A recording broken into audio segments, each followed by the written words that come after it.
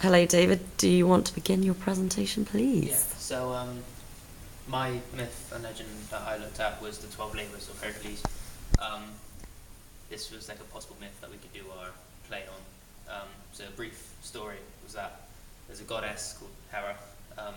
She was sort of jealous about how Hercules was going to turn out to be, because he was going to be so powerful, so she made Hercules go insane, just temporarily sort of thing, which led to him killing his wife and kids. When Hercules regained sanity, he was appalled and horrified by what he had done. So he wanted to seek forgiveness and redemption, sort of thing. So he went to the town of Delphi, where he found like a fortune teller, saying that, and she said that he had to go work for his cousin, King Eurystheus, for 12 years. Then he would be forgiven for what he had done. Hercules wasn't keen on this idea because he couldn't stand his cousin,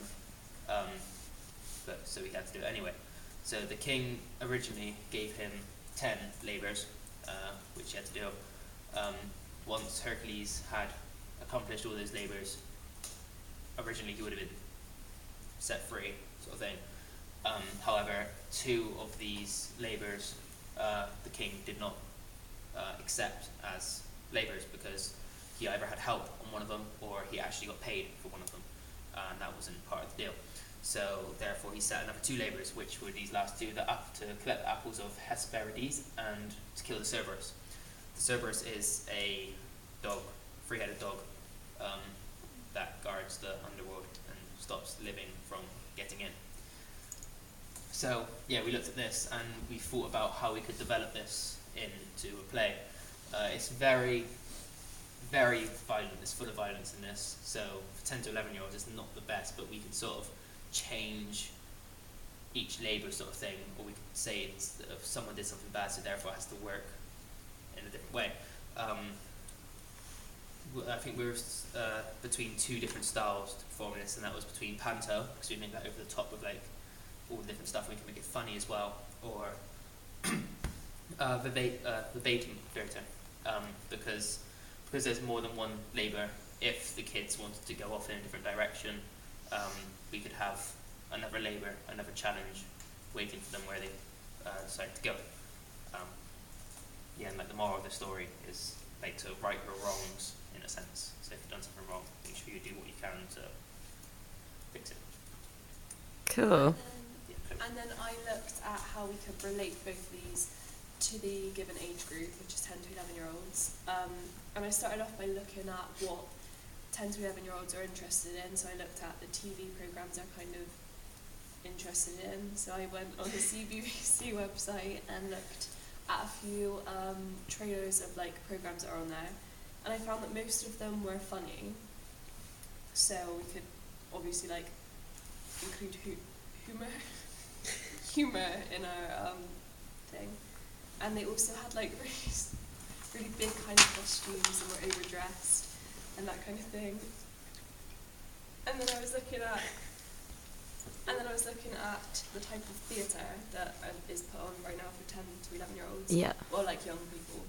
And I found there was a Little Red Riding Hood remake, and it had things like you can come along in your pyjamas and stuff like that. And I think we need to think about little details like getting them involved, because obviously they're quite young, they don't have a lot of focus really, so getting them involved would probably be helpful. And then I looked at the themes, I guess, behind both of them, and The Fall of Icarus is like jealousy, sort of karma, and how you can use power effectively. So I think that's quite a good message for the kids. Like we could sort of use it in a positive way, if you know what I mean. And then Hercules is obviously about forgiveness and correcting your mistakes and stuff like that. So I think both of these would be quite effective for 10 to 11-year-olds.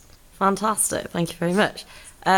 So, do you guys have a question for these guys? Okay, we'll start with Alana.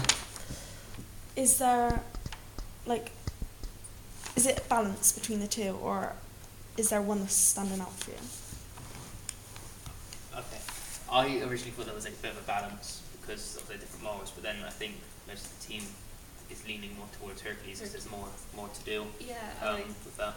I think is kind of an easier concept for like young people. We can like simplify it and do quite a lot with it. Cool. Charlie? I'm not too sure if you mentioned it, but if you were going to modernise it, how would you do it? Like I said, because it contains like quite a lot of violence, and it's got quite some difficult words and vocabulary and stuff. So what we would do was most likely have like a modern day scenario where like someone's like maybe stole from a shop, and then therefore has to work maybe a certain amount of time or do certain things to like not get the punishment of like being arrested or something for those lines. Cool. Thank you. And Robson? How do you feel that this story is appropriate to your target audience?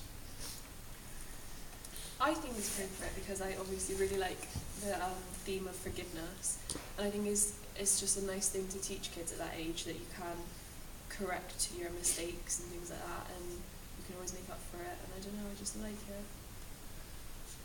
Yeah? Okay, great. Oh, wait, one more question from me. Mr. Bridges might have one as well.